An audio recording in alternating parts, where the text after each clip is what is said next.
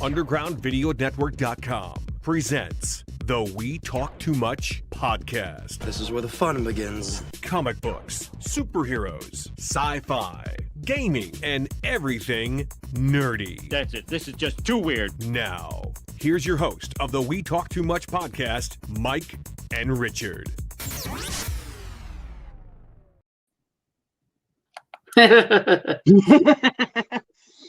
I've been waiting all week for that, buddy.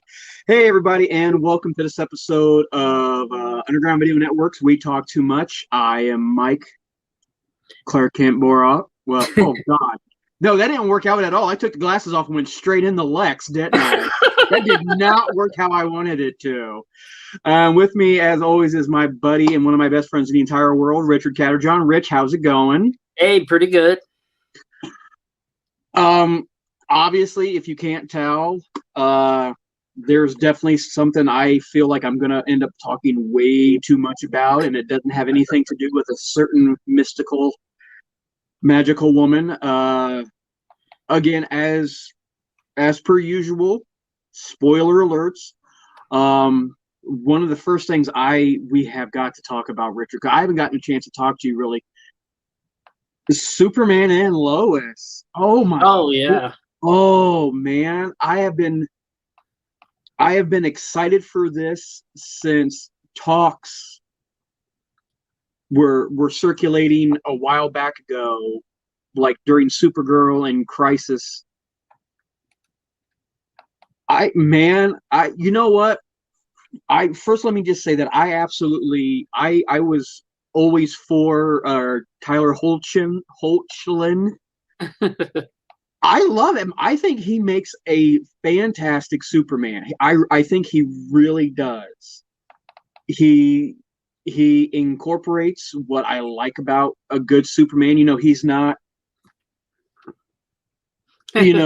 like Hulk big. You know, he never needed to be Hulk big, but Tyler's great, and I love Elizabeth Olsen as Lois Lane. I think she's great. She definitely channels Lois Lane. Margot Kidder. Margot Kidder. You know, she's got that little bit of a look to her about her. I do. I love the cast, and I was one of those people that when I first heard about the show, you know me, Richard. I'm old and jaded. I don't just go into something like, oh, this is gonna be great. You know, I've been hurt before, Richard. I've been hurt plenty of times, and I gotta say, just right out of the gate, Richard, the pilot episode, not only did it exceeded my expectations. Yeah, I was just hoping it just was better than the Dean Cain Superman, the Lois and Superman, because I always loved that, because that was my Superman. Because that's the first time where I caught up with Superman, because I was actually the same age as Dean Cain at that time. So I was as old as Superman. Yeah. I think one of the things that made the show so good, Richard, was it was a legitimately fresh take on Superman. People have complained for years that it's hard to do Superman because everything's been done already, you know, and it really reminded me of watching Smallville for the first time. You know, I mean, you know, granted, some of us remember, you know, the New Adventures of Superboy way back in the day, which, by the way, if you ever get a chance to go back and find some of those old episodes, don't. They're bad. Like everything about, oh my God. Oh. Well, I caught up with that because I actually had the comic book series at the same time, because there was a comic book series that was out. Yep. You know, sort of like what they did with the continuation of Smallville. Wasn't quite the same, but it was similar to it. The best thing that came out of that show was Stacey Haddock as Lana Lang. That's all I'm gonna say. She was a great Lana Lang. Hi, Chris. Your friend, Chris. Oh, hey, Chris. But yeah, Superman and Lois, and I understand why they called it Superman and Lois, because Lois and Clark was already taken. Right. And we've already established that this show is going to be more about Clark. So the producers were kind of like, God damn it! No, we don't want to call it Superman and Lois. We want to call it, but it's incredibly fresh. A story like this in the Superman universe has never been told before. And a lot of people were skeptical about it. The only skepticism I had about it was I love the idea of Lois and Clark being married, and I love the idea of them having a kid. I mean, Yeah. Jonathan Kent was one of the best things to happen to DC comic books in the last 5-10 years. But when they announced we actually got a question from one of our viewers. Thoughts on Cavell being too dark or not, and on Voltron being the Boy Scout. What do you like? Okay, I think Henry Cavill is a fantastic Superman. I don't think he was handled properly. I'm one of those people, I defend Justice League. I like Justice League. I like Henry Cavill as Superman.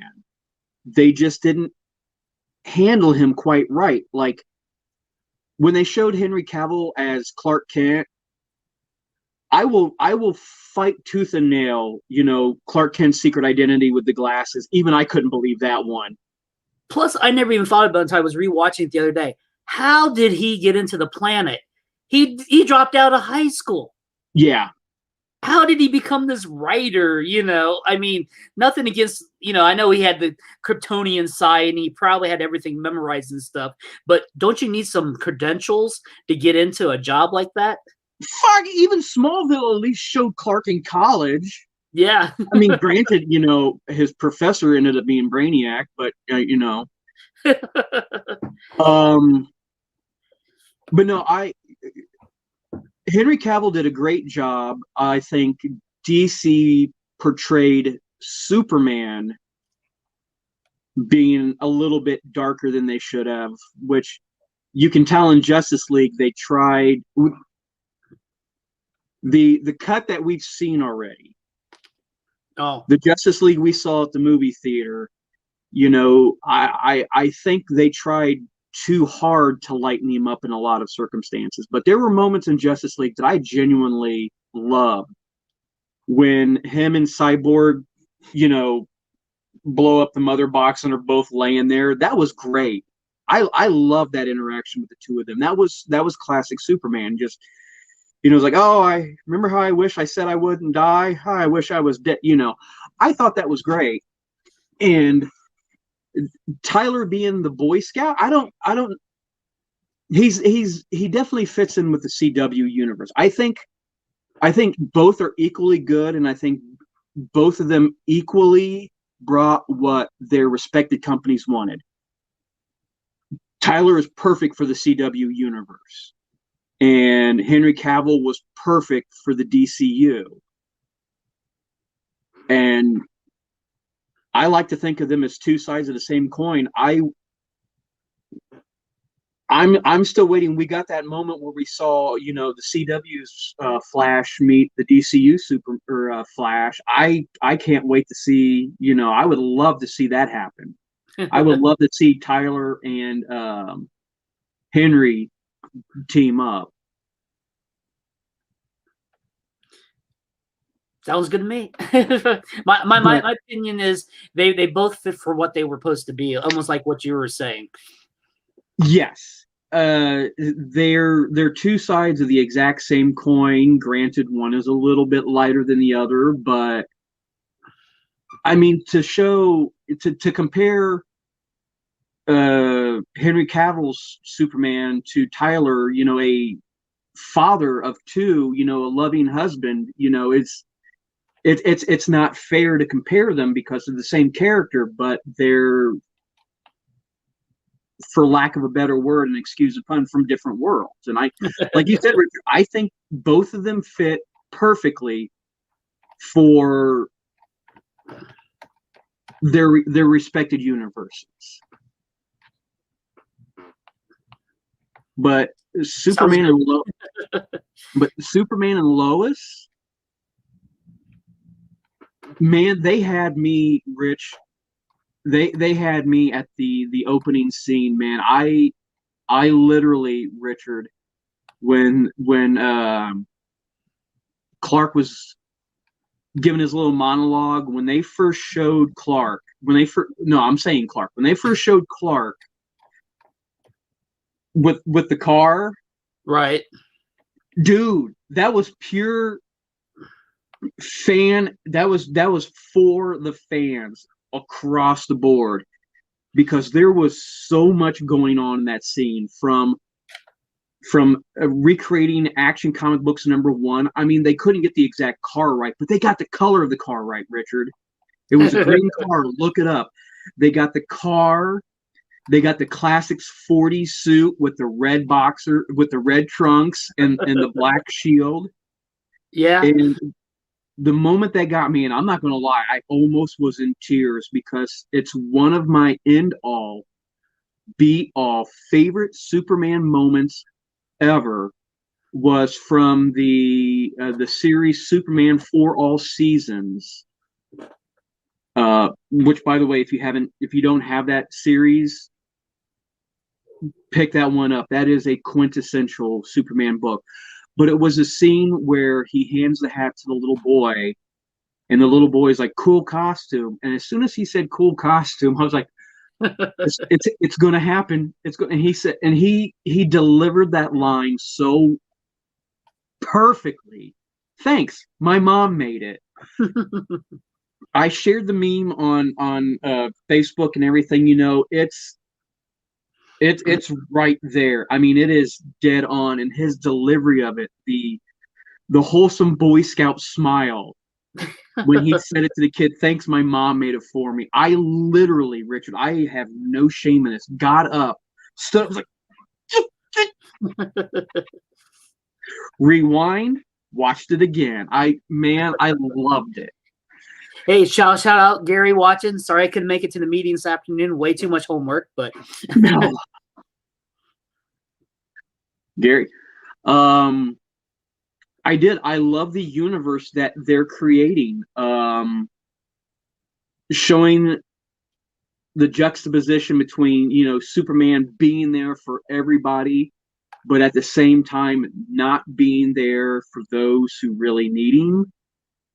Dude, that was awesome. One other thing I really loved, and I like that they didn't dwell on it, it wasn't a huge deal, was that Lois's dad, General Sam Lane, knows he's Superman. Yeah. I love that little exchange where, they just got done with this huge, I don't want to say crisis. Good Lord. You can't. Saying crisis when you talk about the CW it's like Candyman. If you say crisis 3 times, I said it twice already. If you say it 3 times, a crisis appears.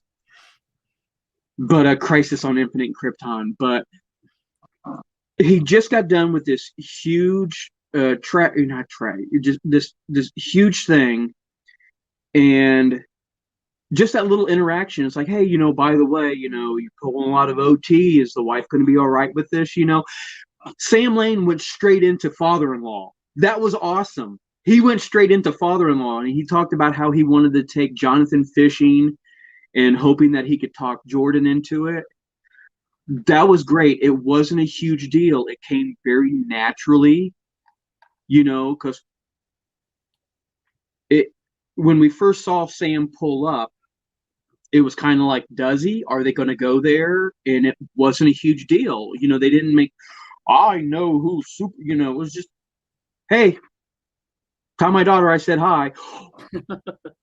Which we got to back up a second. You want to talk about paying a proper homage. When the nuclear facility was overheating, and Clark's floating there, and he's like, "Super breath ain't going to cut it. We need water." When he flew over that lake, my jaw dropped, because my first thought was, are they going to go Superman 3? Are they are they honest to God going to pull a Superman 3? And not only did they do it, they did it right. It was so good. And I mean, in the realms of, comic book logic, it made sense. I mean, when they showed him lowering, he didn't just chuck it in. Nope. He lowered it in. And did you notice, you could see it gradually melting, and in chunks of it were breaking off, and chunks were like shattering on walkways and everything. They put in a lot of thought to that scene. He could have just, bah, or just like he operated it. He could have hit it with like his X-ray vision, or the heat vision. Yeah. No, he lowered it in slowly, let it slowly melt. That was. Of course, I wonder how much radiation was actually leaking out. Wouldn't he be a little radioactive afterwards instead of sitting down talking to the general? He absorbs radiate, He vibrated enough that he wasn't even getting the radiation, right? He spun around the world a couple times. We didn't see it. It's a deleted scene, but that was a solid. That was a solid Superman moment. And then when he goes home and we get to see him full on be Clark Kent, husband, father, Lois has got to go, dinner's in the fridge. I thought it was, I say the word adorable. I thought it was adorable when he peeked in on his son Jonathan when he was on the Skype call. Oh. He went full dad awkward. He went full dad. Hi. Okay. Okay. Good to see you. Oh. He went full dad awkward. And did you catch too, Richard, when he went to go talk to Jordan, that Jordan was playing Mortal Kombat? No, not Mortal Kombat. It was it was Mortal Kombat, wasn't it? No, it was Mortal Kombat versus DC. Oh yes, because he was playing Raiden. Yeah, that's right. I kept thinking it was the DC fighting game. No, you're absolutely right. It was the crossover. Yeah, that's right, because he was fighting Raiden because his son flat out said, "No, I ain't Superman. I'm fucking Raiden. Superman's boring." I was like, "Damn." Yeah, but how I still don't understand how they didn't know their dad was Superman after all that time. I mean, they're like what, 15? Yeah. The only thing I can think of, Richard, is if that's and we don't know. I'm making excuses for a TV show, but the only thing I can think of is that Superman. Maybe he wasn't as camera friendly. He was a little bit more reserved. He didn't just. Yeah. And if the only times they ever saw him maybe was in blurry pictures, or like, oh, he flew overhead. Yeah. That's the only thing. He's the blur. No. But no, you're absolutely right. I mean, when the guy's your damn dad, Although I will say this though, there's been times in the past where, how do I put this? If you wanna know what my dad looks like, there's been times in the past where I've gone over to his house and he's like completely shaved, and I thought there was an intruder. I'm like, where'd my dad go? The best explanation is that's the explanation I can give, that the reason why the kids didn't know it was his dad was the writers don't want you to. Yeah. I'm at that point now, Richard, where I don't even. I was like that because the writers don't give a shit. Yeah, they just But that was seeing him be a dad, and in the eyes of his kids, let's be honest, not a great dad. He, Yeah, because I guess he hadn't been around. He missed his own son's psychiatric appointment and everything. He missed his therapy. I mean, a workaholic, but how do you, you're Superman, how do you spend time saving the world and then coming home and disciplining your kid, And I love that the sons are polar opposites. You've got the popular athlete and who's got everything going for him. You've got the outcast son who has. I was really impressed that they made his anxiety like legitimate. You know what I Right. mean? Like they're treating it very seriously. It is a real condition. I got a chance to talk to a couple of my friends. A lot of us are on medication for depression and anxiety. Quite a few of the people I know really related to Jordan. They growing up, they went through the same things, and the way they handled him was, I thought was really good. We got another question. Fandomness. Oh, come on, show. There we go. Would you want to see Injustice Superman punching through Joker in a movie, or does that stray too far? Hell yeah, I do. Well, remember Yes, I do. they did Injustice Real quick. Action. Well, real quick, let me just say, hi, Adam. I know it's Adam. Is it? That's my buddy Adam. Remember Heroes for Hope, Richard, Doctor Strange. Yes. That's my boy. Thank you for watching, Adam. We appreciate it. Straight up, I do. Man.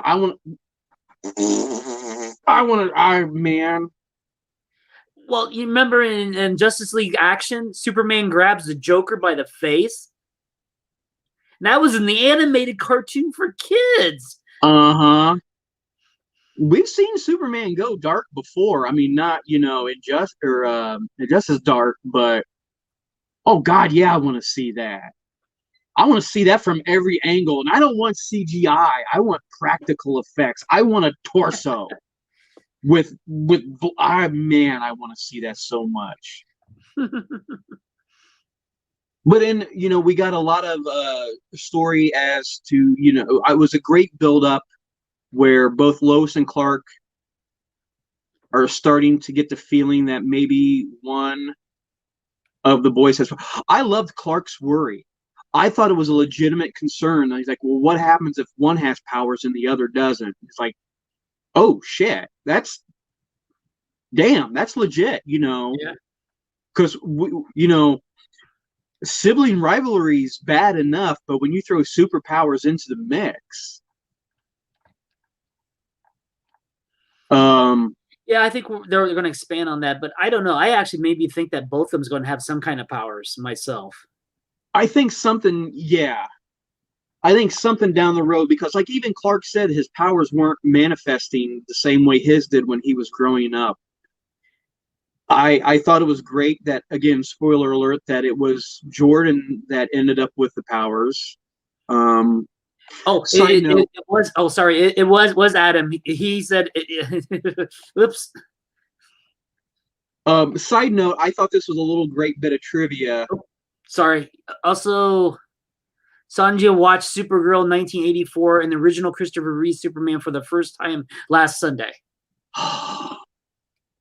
Oh, Helen Slater. Oh. You're going to get Mike way off topic tonight. Oh, my God, dude. No, he's doing this on purpose. I can't. No, those are both great in and of themselves. Supergirl could have been done a little bit better. I mean, when you have a movie that has Helen Slater, Peter O'Toole, and Faye Dunaway, yeah, I didn't even have to look that shit up, bro. When you've got a cast like that and the movie's still, oh my God, you want to talk about boyhood crushes? Woo! That Christopher Reeves, Helen Slater.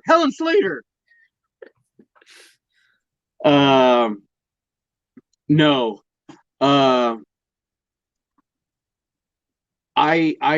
I thought the idea of the boys moving to Smallville. I like the way they portrayed Smallville as the ideal to Clark when he was, the small town, Right. To Clark, and then they showed it now, and it's because that would have been like it would have been like late 90s when he was Clark there, probably. So and with Morgan there buying up all the land, I wonder what his intentions really are, because it sounds like that's going to be the storyline they're going to focus on underneath, or is he going to be working with Darkseid? I mean, we've seen that in the cartoon. We've seen Morgan going in other directions, or is he just going to be with Luthor? Well, maybe he's after Smallville for all the meteor rocks in the town. Wait, no, that's Smallville. No, that was the other one. That was Smallville. But speaking of Luthor, holy shit! I mean, I kind of had a feeling. Well, no, I'm not going to lie. It kind of came out of left field for me, because at first I thought it was Master Chief from Halo. Seriously. Did they just order the costume from Pro Cosplay? I mean... Well, is that the modern day Luthor, or is that a different Luthor? No, I'm calling it right now. That is a parallel crisis, alternate Earth Lex Luthor. It's got to be. It don't look like the normal what's going on with the other series, like Supergirl, No, that is, first of all, that is not John Cryer, man. There is no way that's John Cryer. Of course, I was hearing through the grapevine. I'm stopped reading a bunch of stuff, but I remember they were talking about there's going to be 2 Luthors in this series. I can imagine it being, oh my God, that's going to be a great story arc right there. I really genuinely believe, because they laid enough hints down, my planet was destroyed. I am the last survivor. With everything that happened during Crisis, it's not far-fetched to believe that a Luthor survived and, made his way to, our planet with all the information that he knows about Superman. It's definitely an older Lex Luthor. Right. I genuinely believe that's an older Lex Luthor. And it looks like he's got more advanced technology than the Luthor of that Earth at the moment. Yeah. Yeah, I definitely get the feeling that is an alternate universe Lex. And that really threw me off too, because I thought it was going to be, I wouldn't say a Kryptonian, but I thought it was going to be another, for lack of, going back to Smallville, a freak of the week, a made up character, to just fit the bill.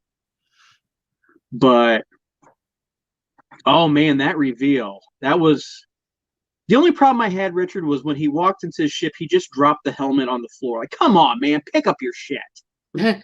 You're a G. There's not a coat hanger or a hook somewhere in your ship. I know they did it for dramatic effect, but really, come on, pick your stuff up. Or you think it'd be made out of nanotech, like Tony Stark's, and it would just yeah. Come on, this is advanced technology now.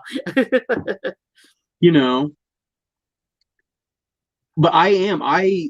that first episode, Richard, if the writing stays consistent to that first episode, I foresee this show being phenomenally good.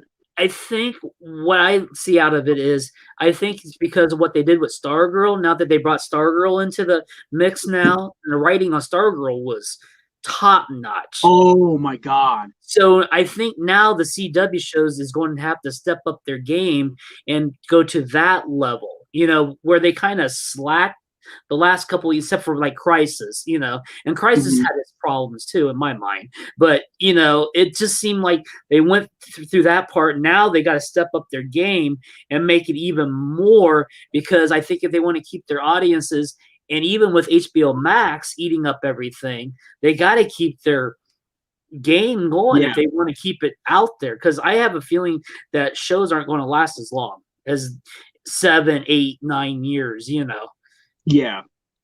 It's almost like, Richard, the producers swallowed their pride and started reading the message boards. Where it's just like, they're reading Flash, like, man, people really did not like this last season of Flash. everybody keeps saying that it was poorly written. Maybe we should put some more money into the writers, you know. And real quick, Richard, you're not the only one to get messages. Yes, Kimmy, I will smile more. Asshole. Come on, man. It's hard for me not to smile when I'm wearing my Superman, but I did. I went through Richard. Well, there's not a whole lot else on right now. I watched that episode twice. There was so many great Easter eggs. I shared one of them on the blackboard behind Clark when he's on the phone with his mom. There's a Donner called Dr. Donner. There was a Siegel and Schuster reference, you know. Well, like I said, I just hope they keep it up to that level and then keep even going better, you know. I mean, yeah. And like we said, hopefully the people from Flash actually read the boards, because like Flash starts next Tuesday, so we get that season start. And then they've been announcing a bunch of other stuff, you know, like Legends comes back May the 2nd. So, you know, we do get some CW back. And then I think Stargirl will be coming out over summer now. I think it's been pushed back towards summer.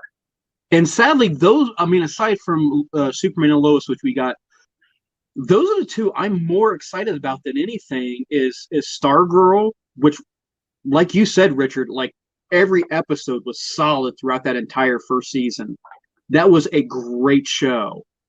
And Legends, you can't even hold Legends.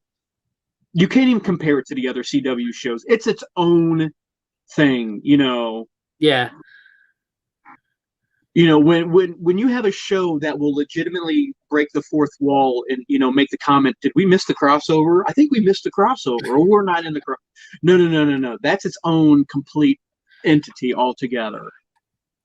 But I just hope they just keep moving on with that too, because I've heard some they're going to do some changes on Legends too this year, aren't they? Isn't some people kind of coming and going this year too? It's almost like a revolving door this season, where I think we're going to see some new characters, and I think we're going to see the return of some older characters. Because if you really think about it, Richard, you know, the only two original Legends that we still have left are Sarah and Mick. True. That's it. That's it. Everybody else has come and gone, you know. But oh man.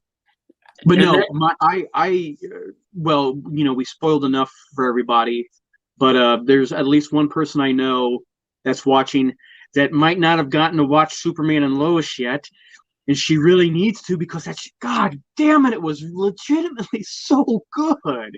And believe me, I wasn't going into it with rose-colored glasses. If there was anything wrong with it, I was going to nitpick the shit out of it. But Tyler's great as Superman. I thought he plays Superman, and I think he plays Clark very well. Lois is great. The kids are both great. And I like Lana's husband. Lana's husband, the firefighter guy. I like how they redid that a little bit, you know. And that's kind of a newer character, right? Because she's never been married to like a firefighter, right? And I liked too that this version of Lana does not know Clark is Superman. As far as we know, you never know. She might. I doubt it. They made no hint toward it. Okay. But I did like the fact that, you know, it was like the small town syndrome where her husband's kind of a douche, you know, her husband's a douche. But I did like the moment at the mine when, you know, Lana's husband made that snide remark about being lucky when Clark stopped him and very honestly said thank you. That was a Clark moment. That was so Clark. I really enjoyed it. And I liked too, Richard, that the kids didn't just fall in love with the idea of their dad being Superman first. You know, they weren't just like, you know, oh, this is great. You know, they're like, you freaking lied, you know. Yeah, they were really upset. Were teenagers. They were pissed. They were legitimately pissed, you know, and then And the fact too, Richard, that Clark didn't tell them, they found out. I mean, not specifically, but they found the damn ship, Real quick, I did like how they didn't bog down the show with a lot of exposition on the history. Oh my God, Rich. No, real quick. When they showed Mom and Paul Kent, when they found the ship, when the ship opened up. Oh yeah. That was the best thing I've seen, because that was a birthing cocoon. That was a matrix. It wasn't just a baby, in a banky. Right. Yeah. Like when it opened up, they showed the fluid. That kid had just been. That was great. I loved it. But they didn't dwell on it a whole lot, and then they showed a little bit of the history of how Clark first meets Lois, and then when he proposes, and when he shows her, and the wedding and stuff. The wedding, it was like, we have to acknowledge the history, but we're not going to make a big deal about it. Boom, boom, boom, boom, boom. Hey, they got kids. Let's go. I almost think they weren't originally going to do that, because it felt like an afterthought, that opening. Yeah. I bet you they weren't originally going to do that, and then they decided to expand it to like an hour and a half, because I bet it was originally only going to be an hour episode, but they wanted to show a little bit about Superman on that Earth, on how, I'll agree, Rick. I didn't think about that, Richard. You're absolutely right. Because I had a friend of mine ask me a question on Facebook earlier, how this show plays into the rest of the CW universe, because when the hell did the kids have time to turn 14? Right. You know what I mean? Because it wasn't too long ago in Supergirl when we see Lois and Clark go to that other world. Yeah, and they only gave birth to one, or she only gave birth to one, and not the twins. So that was retcon, as they say, with the book that Luthor did. So is this part of Luthor's plan? Hey man, one episode in and we already got great questions. I can't wait to watch more of this. But hey Rich, what? Speaking of shows that bring questions. Yeah. Well, first off, let's announce that Disney announced 2 more shows coming out, that the chain's going to keep going. After we get done with the show we're talking about, we got Falcon the Winter Soldier coming out like a week right afterwards. Then right after that's done, we have Star Wars Bad Batch coming out May the 4th. So basically, as soon as one gets done, the next one rolls out. Then maybe as soon as that's done, looks like we're going to get Loki on June the 11th. So, we get like Loki and all this like roll, boom, boom, boom, boom. Disney knows what they're doing. They don't want us to give up our subscription. No, you're absolutely right, Richard, because they're not doing like a normal, like the CW, where it's just like,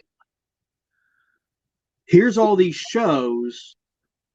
We're going to put them on different days of the week so you have something consistent to watch. But the downside there is when all those shows are done and they go on hiatus, then there's like nothing. Yep. Whereas Disney's going the opposite way. They're like, yeah, we're only going to give you a new show a week.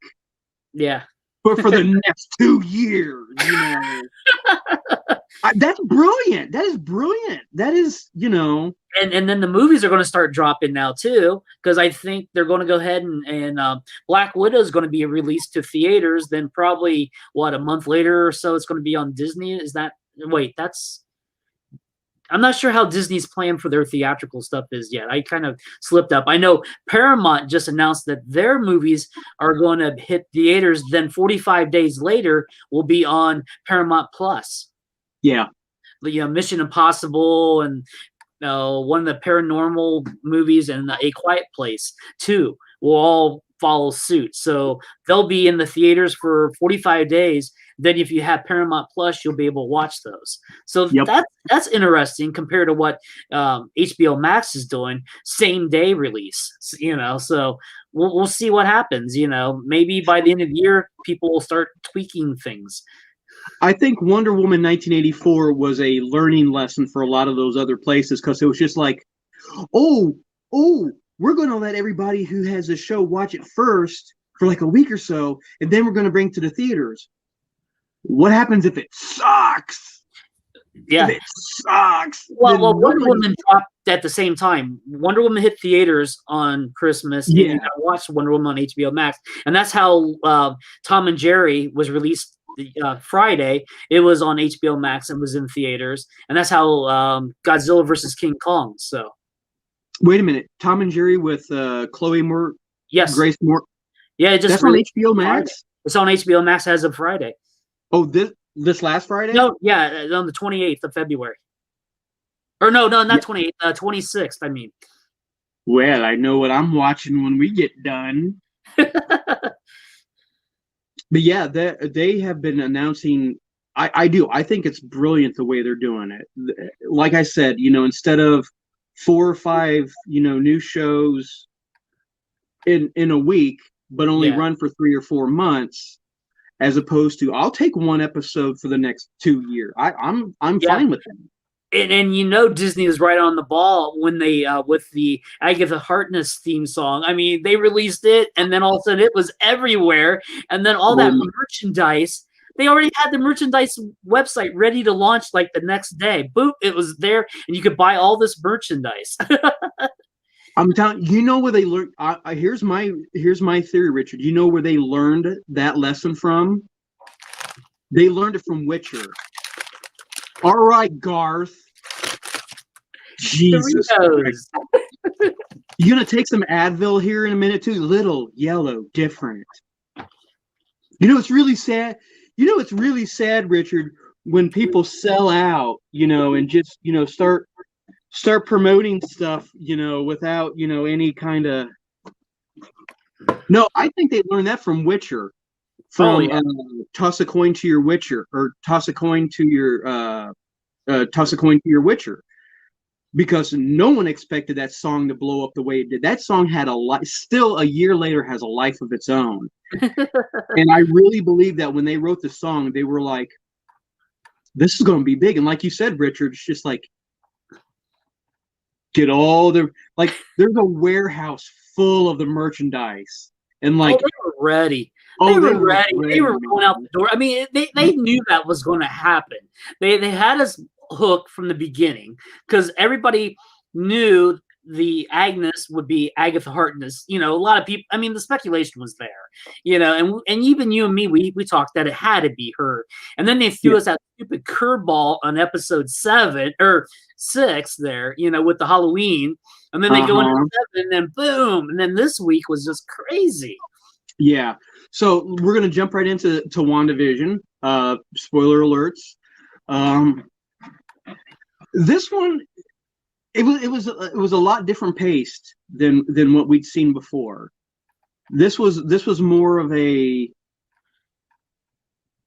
You know what it reminded me of, Richard? It kind of reminded me if they're sticking with the sitcom reference. You know how like every single sitcom, Richard, always had that one flashback episode where it's just like they had nothing else to talk about. I'm not saying that WandaVision didn't, but it was just like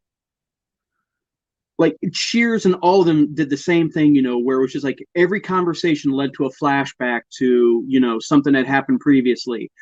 But this really worked. This answered so many questions, not only about WandaVision, but of like everything. Well, first of all, I think the biggest thing we learned, Rich, from this episode is within the MCU, magic is, well, we know from Doctor Strange, but magic is legit. Yeah, this redefined it a little bit because it's not quite the same way as Doctor Strange was portraying magic. Because remember, I was saying about how Doctor Strange, they were saying it was more like power and science, manipulation of power, and that's what the magic was all about. This one kind of went back to the old school that magic is, but I still think it has to do with power because remember the whole flashback sequence to the Salem witch trials was actually the other witches had her on trial. That was effing brilliant. That was but she was draining the energy from the other witches. Mm-hmm. So she stumbled onto something that was not being taught in her sect or whatever, and Well, it kind of like it was, but it was forbidden magic, right, just like in Doctor Strange, yeah. Yeah. Because And she's like draining the energy, just like with the twins. She had the twins there, and she looks like she's draining their energy because you got the purple, and I bet she needs them as a power boost to her.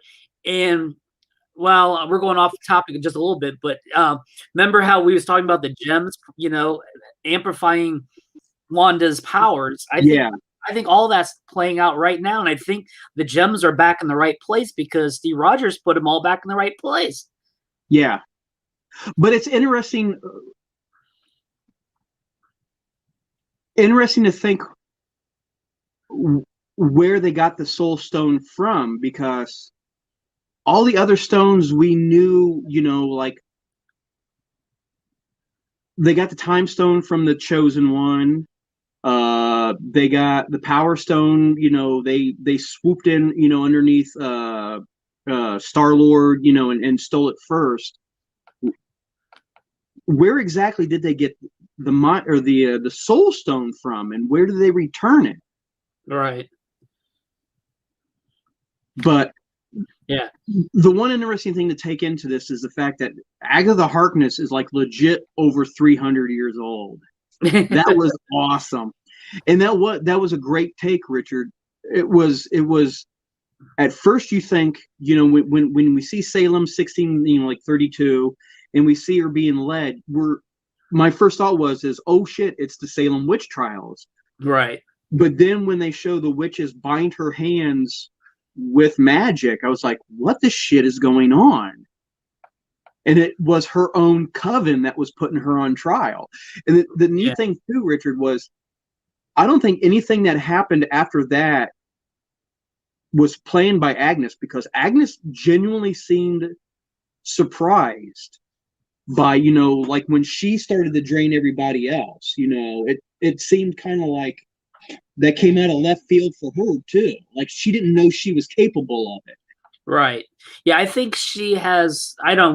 Hopefully we get even more of her history down the road in something else. Maybe in a movie that's coming out in another year called Doctor Strange 2. And I don't know. I'm still. Let me ask your opinion, Rich. I'm still not 100% convinced that she is a quote unquote bad guy. No, I don't think she is either. I just think she's one of those ones that plays the line. She's like Qui-Gon. She's purple. Yeah. And the purple is always represented something in between, where you're like a, what is that called? Chaotic neutral character, like in Dungeons and Dragons, where you don't necessarily, you're not really good, but you're not really bad. You just play the sides for whatever you want. Because we know from the episode that everything that happened in Westville was Wanda. We saw that. Right. And I think Agnes is playing it very smart, where she knew, she couldn't be like Sword and just come in and like demand answers. Right. She's trying to figure shit out, and she's doing it very intelligently. She's, like you said, like she's pulling legit strings, not to harm Wanda, but to figure out what the shit was going on. Well, she wants the power for herself. She wants to figure out how this woman, gained all these powers and can create reality. She's like create, because she created her own vision. She created the twins. She created the whole house they're living in. The house wasn't there when she pulls up. She manifests all this stuff out of reality. She creates her own reality. And it kind of reminds me, Richard, to go back to Superman and Lois, when we saw, Smallville being kind of desolate, deserted town. When we saw Westview, she kind of did him a favor. That cabin was a damn dump, dude. I mean, seriously, there was shit boarded up. The pool was, flooded with dirty water. Was it really a bad thing? I've never seen the street so clean. But I liked how Agatha, she's definitely very confused by Wanda, because Wanda's throwing around magic and Agatha has no idea how somebody who has no comprehension of magic is using such powerful level magic. Yeah. You know what I mean?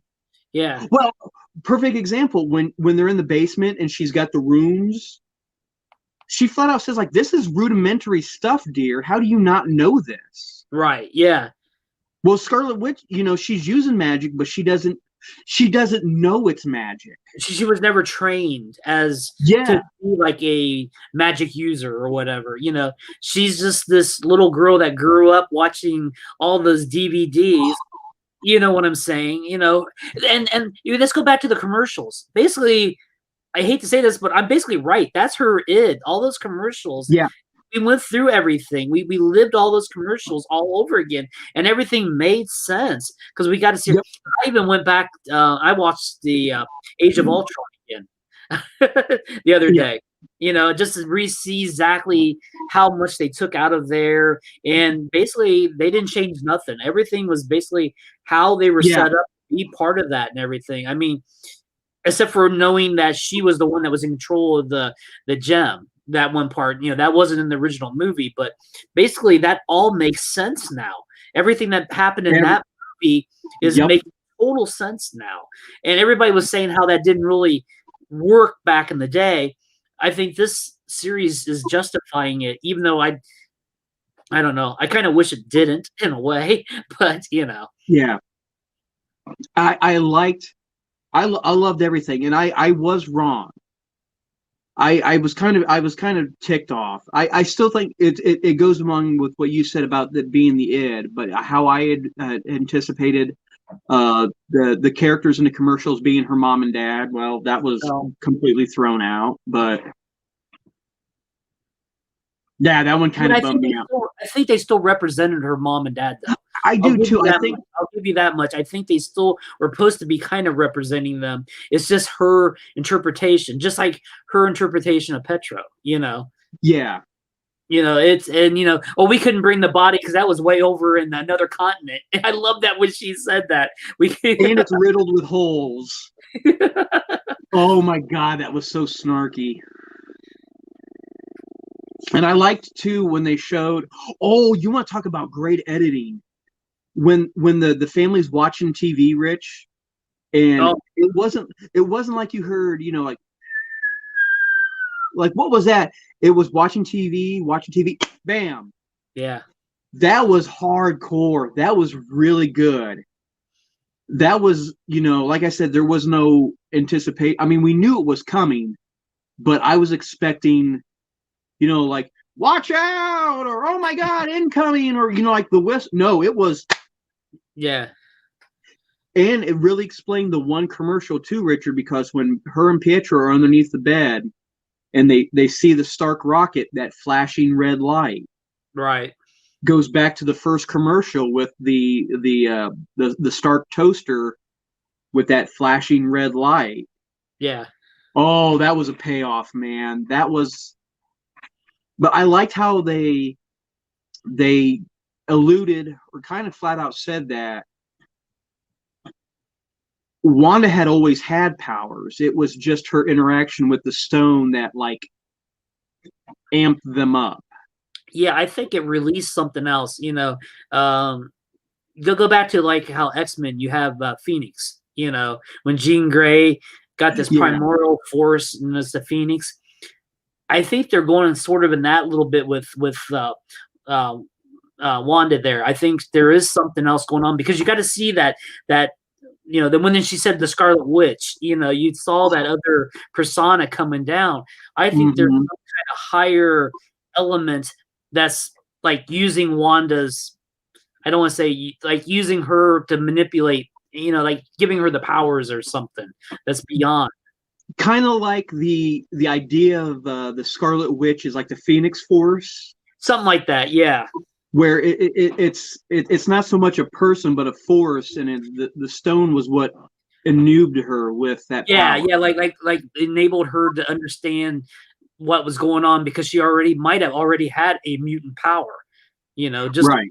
I think that's how they're going to start. Maybe, everybody's speculating that's how they're going to get the mutants and stuff like that. But yet, maybe that is sort of, all these people will have a little bit of mutant energy, especially after the cosmic.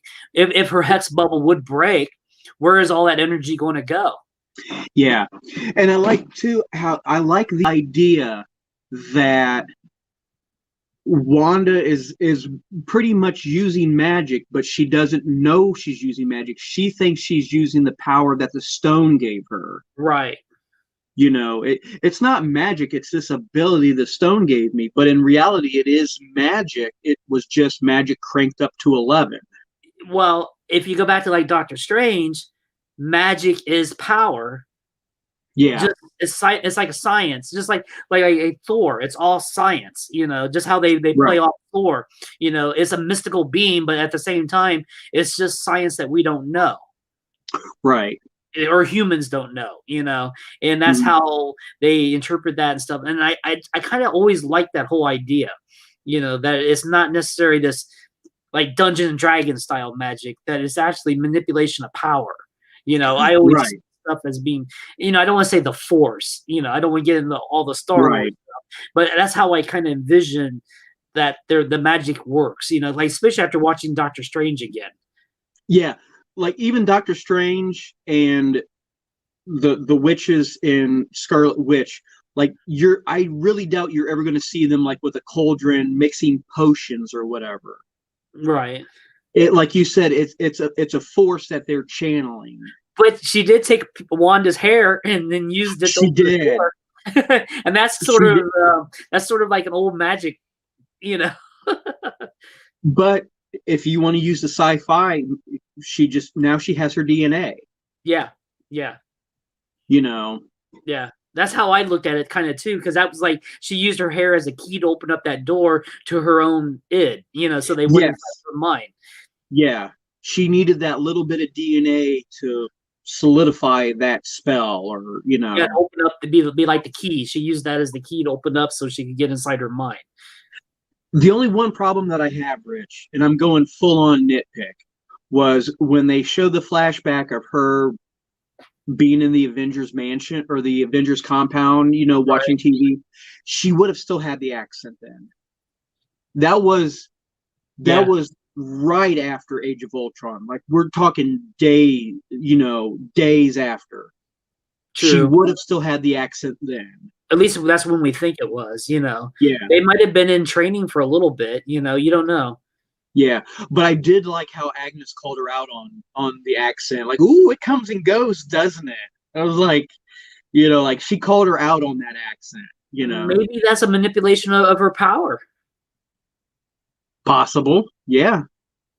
Because she's watched all those, reruns her whole life. So has she somehow spellcast herself to be more American? Yeah. Because her dad kind of mentioned that wasn't learning English through the series or speak English. Oh, now I can't remember what he actually said, but Pietro was the one that did it. Pietro's the one that called her mom and dad out. Like, no. During TV time, we only speak English. Right, that's what it was. Yeah. Because that's how they were learning English, was from the TV show. Right. Because I don't know how exactly, but I always heard that, like European, they have, 4 or 5 different languages, they always want everybody to know English because of the world situation, where in America, we don't have that mindset where we should learn German, we should learn Chinese, Mandarin, I should say, and learn, different languages, because we're closed circuit in America, right. Yeah. Whereas opposed to like the European countries, you can literally drive to some place that speaks another language, whereas Yeah, you could go from Germany to, you know, just down the street. Italy. You know, yeah. Because it's just a different culture that we're just not used to, and I always try to keep my mind open to that. You know and that maybe is why she slips in and out of her. You know, I don't know. The only thing is there because the whole stereotype that if when I worked at Grove, I worked with guys that lived that were born in Germany that had lived in America for years. They never lost that accent. Yeah, that's what I was thinking. No, that whole stereotype that if someone lives in the country for so long, they're going to lose the bullshit. Yeah. No. That's why I think it has to do with the magic. She's trying to work the reality around her so she fits in. That's why she created all these worlds. Well, I still like the one theory that I'd read online that I really liked was that she kind of picked it up from Natasha, where it's just like the world knows you, from ultra drop. You need to lose she trained her to lose the accent, right? Because someone like the Black Widow would know the importance of dropping that damn accent. True. Yeah. Which we need to see the new Black Widow movie. No. Come on, let's keep this in line. Let's actually release it this time. Because I think it's like May 7th is supposed to be released. Somewhere along those lines, yeah. But no, that was my only nitpick is when she's at the compound, it still seemed a little too fresh from her, everything that happened in Age of Ultron, for her to have lost that accent and essentially, let's be generous, a month. You know what I mean? I love the interaction with her and Vision. Oh, Vision had oh my God, that line he delivered about what is hope if not perseverance. Oh my God, dude, that was so good. That was a hell of a line. And you could see in those moments right there, like when you go back and you watch her, you look in her eye, you could slowly start to really see why Wanda was falling in love with Vision. And you could see that, Vision was reciprocating those feelings too. Well, I have this really weird interpretation myself too. What if the gem has been manipulating Wanda in liking Vision? Because the stone was part of the Vision, and she's already been manipulated by the stone, so they have this like mental bond, It could have worked the other way around too. That's why Vision had such an affinity towards Wanda, because yeah.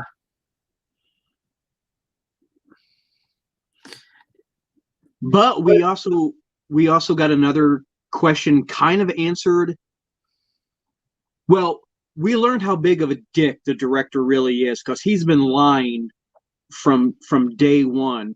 Because Director Haywood Mayfield flat out lied and told everybody that Wanda stole the body. Right. Bullshit. We know that's not the case now. When she left that building with the Vision's body still there. Oh, and that was a great moment, especially when she was doing her little hex thing to his head. She's like, I can't feel you. If you go back to, what was it? Not Civil War, Infinity War, when they're on vacation together, when Vision and Wanda are on vacation together, because she said the words, I can feel you. Yeah. And then, oh my God, dude, that was heartbreaking. I did like Wanda though, when she's in Sword, she's like, I gotta buzz you in, and she's like, I got it. Poof, and she just blew the doors open. Like, that was gangster. Like, I got it. Poof, the doors just flew open. That was good. And we got the explanation on why it was Westview, because Vision, evidently her and Vision, or Vision, had bought that property. Right. she had the deed, and they were going to build a life together. So at least now we know that it really wasn't just some random town. Yeah. She didn't just like wander out of Sword and just like, you know what, I kind of like this place. Poof. Yeah, it all made sense. It was written really well. This whole series, as we were talking earlier, I think this whole series it keeps it in line with the rest of the MCU. Anything that happened, say like in games, it affects this movie. If something over here happened, like in Age of Ultron, it affected this series. Yeah. So it's still keeping that continuity tied together. Great. And it also does a really good job of using the source material from the comic books too, as we've learned in the little and real quick, Richard, I this was a theory somebody picked up as to why they weren't doing post-credit scenes in the first few episodes. There were no Marvel movies then. Okay. The Dick Van Dyke period. Right. No Marvel movies. There was no such thing as a post-credit scene. Malcolm in the Middle. No such thing as a Marvel movie yet. No post-credit scene. What? There was no post-credit scenes. There was no post-credit scenes. It wasn't until they got to the Modern Family, 2008 when it all started. Yes. Because they didn't do post-credit scenes because it didn't chronologically fit with it, Yeah, that is a good way to look at it. I like that too. I like that it was purposely done like that too. But no, going back to the source material, I mean, we got some really great callbacks to Agatha Harkness, being a witch from, 300 years ago, because in the comic books, Agatha Harkness wasn't. Yeah, that's when it all started, right there at the Salem witch trials. And Firestar time traveled back and freed her, and thus she got freed. And then she went through her stuff, and then she appeared in Fantastic Four to nurtured Franklin. So Yep. Because like you said, in the comic books, when we first see her, like with Franklin, she wasn't in. She looked like an 80-year-old woman, but she wasn't an 80-year-old woman. She was a 300-some-year-old woman, and that was a great callback. And the thing with the brooch, man, that was a nice payoff, because people like me that recognized, her being Agatha because of the brooch. Right. It was subtle. It wasn't overdone. She didn't make a big deal about it, but they focused on the brooch, and she took the brooch. That was her mom's brooch. Right. Oh man, that was so good.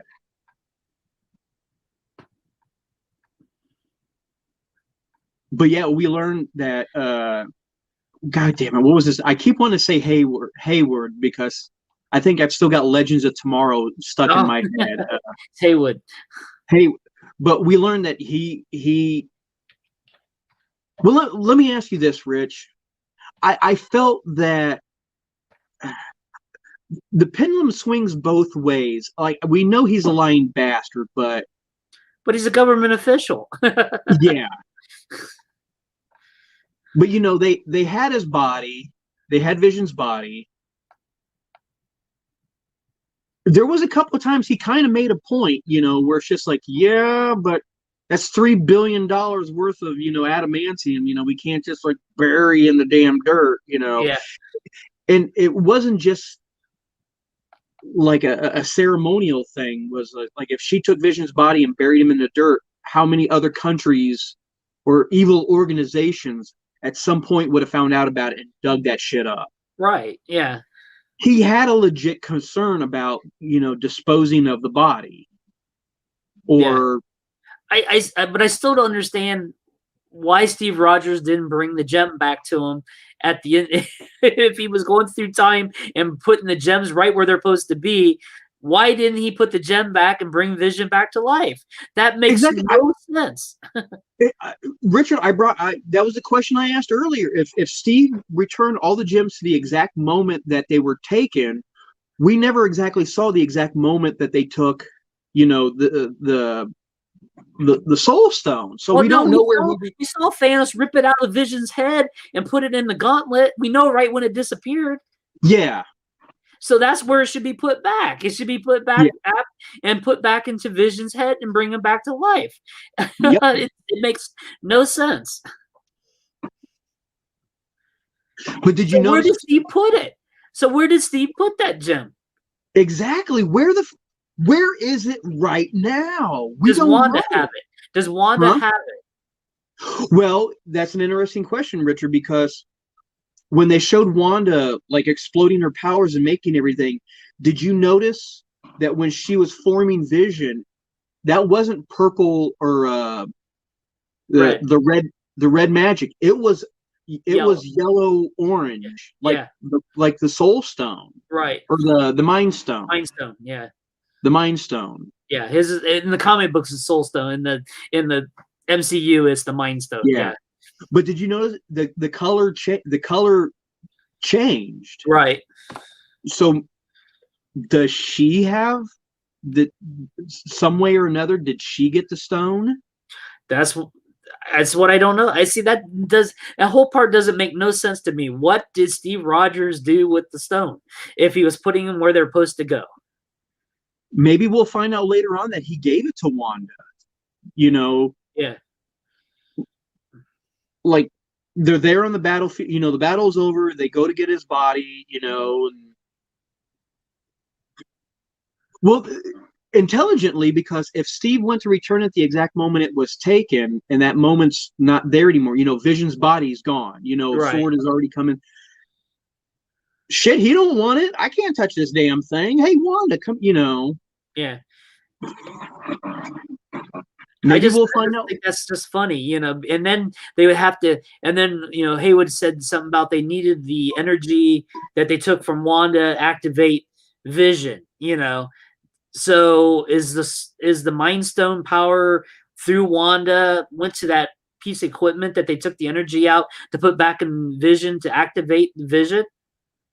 Very possible. I just hope they touch on that in the next episode, or that's going to be one of those loose ends in my mind that I won't be able to comprehend until we figure out what Steve Rogers did with it. And can you believe it, Richard? We're coming up on the last episode. I know. Holy. And like you said, man, there is so much that still needs to be discussed,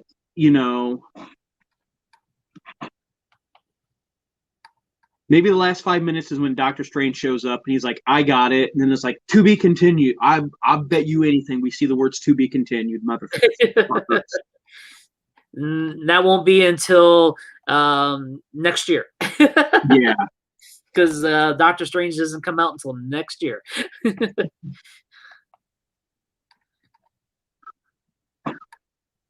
Here's the thing, though. When they showed... That was a great moment when they showed Wanda on set. Oh. Agatha's up there and she's doing the slow clap. Yeah. My only thing was when she had the kids, by the leash. The kids kept constantly trying to walk towards her mom and it's choking them. Walk backwards. You got this thing around you, and it's just. I'm not saying they were going to escape, but like, good Lord, it's like you don't have to choke me, I just realized something. I was looking at release dates. Doctor Strange doesn't come out until March the 25th of next year, right? Right. That's the newer updated release date. Spider-Man's technically is going to still come out December of this year. So if that's supposed to tie in with this multi-universe stuff in WandaVision, will we see a little bit of that tie into this next Spider-Man? Possible, because we've a couple of the set photos, which we'll go more into Spider-Man here in a second, but a couple of the set photos that they showed, people have already identified that the picture of the three of them, Peter and Mary Jane and the buddy, they're standing in the Sanctum Sanctorum. There's geeks out there that have already identified, like, look at the floor. Oh, yeah. They're in the sanctum, and it's supposed to be the China branch, right? Because the one device sitting on the one table was actually from the China one. Oh, was it? Because I thought it was going to be the one in New York. No, it was the China one. Oh, see, I thought it was going to be the one in New York. But because they showed snow on the floor in the background, which would fall in line with how the sanctum got kind of messed up, in an Infinity War. But yeah, because No Way Home is scheduled for December the 17th. Then we have to wait until March to get the next one. So are they going to play in chronological order, or is Spider-Man just going to happen and then all the pieces are picked up in Doctor Strange then? I can see that. I could see that happening. Because we know Far From Home. We know, what was it? Far From Home took place. Well, no, the second movie took. No, it could have caught up by now. The movie could have caught up by now because the last movie took place like shortly after the blip. Well, No Way Home was 3 months after Endgame. The blip, or yeah, they called it the blip. When the movie Endgame. After they take, because they got the funeral, and then it's 3 months later, Spider-Man went to Europe. Right now. Right. So when will No Way Home take place in the order, and will Doctor Strange take place before it or after it, or because the release? I'm just going by release dates. Right. Story wise, are we going to see some of the story happen afterwards first, and then Doctor Strange happens? Because Doctor Strange was supposed to already been filmed now, but because of the plague, it got delayed in film. And WandaVision is actually coming out like when it was supposed to. So we were supposed to be having Doctor Strange in theaters in May. This was supposed to be only like a month apart. We were supposed to be seeing this. So with the new orders and stuff, I just wonder how this is all going to play out. Hell, Rich, I didn't really even think about that to this exact moment. So technically, by the MCU, WandaVision takes place before the last Spider-Man movie. Right. Damn, I didn't think about that until just now, Rich. Yeah, that's what I've been trying to say, Yeah. And if they're going to do, and then, J. Jonah Jameson, is he the same one from all the universe? Is he going to be one of the Nexuses? It better be Al Simmons, man. I'm just saying, it's just weird how everything's kind of falling in play with this multiverse stuff. Yeah. We kind of lost track of all this multiverse stuff because Agnes sidestepped us. Yeah. So are we still going to have multiverses because of Wanda and the Nexus pill? And did you notice the commercial? She took the pill, Richard. I know. She took the pill. What's going to end up happening, Richard, is we're going to need that Star Wars chronology timeline. It's like here's Star Wars, here's Empire, but the Mandalorian takes place here. Solo took place here. Rogue One took. We're going to end up needing that for the MCU. Because I was thinking about that the other day, because they were talking about, the Eternals are going to be coming out, just like, what's that, November now? That's the only one I don't remember. And then, like I said, Far From Home or No Way Home. Far From Home. No Way Home is scheduled. There's too many homes. I wish Spider-Man would have got away from that home stuff. At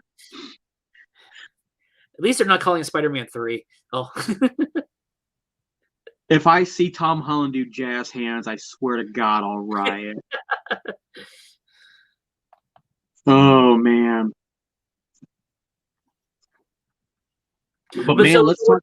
Speaking of no Way Home, what did you think of that release of the title little video? That was so clever. That God damn it, that was. And bless Tom Holland for being a big enough sport to be able to make fun of himself about that. When the three kids come out and they're like. He's like, I don't ruin anything. What have I ever ruined? And both of them are like this, this, this, this, this, and this. And then they walk right by that board with the name on it. Yeah. And dude, I'm telling you, people have already remember. This is a callback. Remember a long time ago, Richard, when DC first announced the 52, the series 52. Right. And they focused on the blackboard from Rip Hunter, and people were analyzing every little question on the board. People have already been doing that for that whiteboard. Like, ooh, there's lightning bolts. That means Electro's going to be it. Jesus Christ. But that was. I couldn't have thought of a better way for them to introduce the name of the movie than exactly what they did. Just to kind of pick fun of, Tom Holland and him being such a good sport, taking it in stride. Like, yeah, I have a history of, ruining stuff. Let's make fun of it. That was really good. But back to WandaVision, this whole thing. Everything with Agatha just seems to be her trying to figure out what this shit is going on. How is this person? She just wants the power for herself. She wants to become more powerful. So she sees this as an opportunity to advance her powers. Why wouldn't you? Why wouldn't you? But I also see it as this is a woman who's spent the last 300 years. Well, she said it herself when they were in the basement. When she showed the mind control thing, and the transmogrification, she said herself it took her years to learn how to do it, and Wanda's doing it without even knowing she's doing it. Right. I think it's a whole a healthy dose of just curiosity too. Like where the hell do you get off doing 8th level or 99th level magic when it's taken me 99 or 300 years to get to level 80? Yeah. Okay, D&D reference. Exactly. That's exactly what I was going for.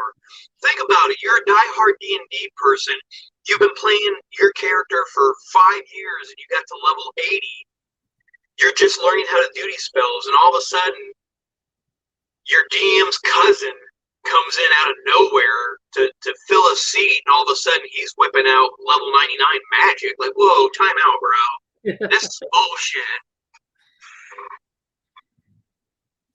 But we finally got to hear the magic, the two magic words though.